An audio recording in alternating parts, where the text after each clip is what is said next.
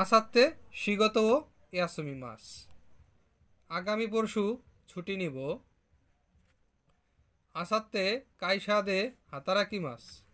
আগামী পরশু কোম্পানিতে কাজ করব। আসাতে কাইসানি ইকি মাস। আগামী পরশু কোম্পানিতে যাব।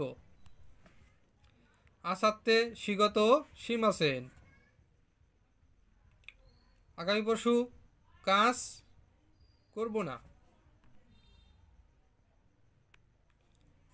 আসাতে শিগত শিমাস। আগামী পরশু কাজ করব।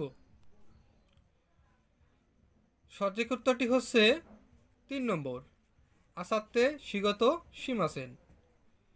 আগামী পরশু কাজ করব না, অর্থাৎ ছুটি নেব।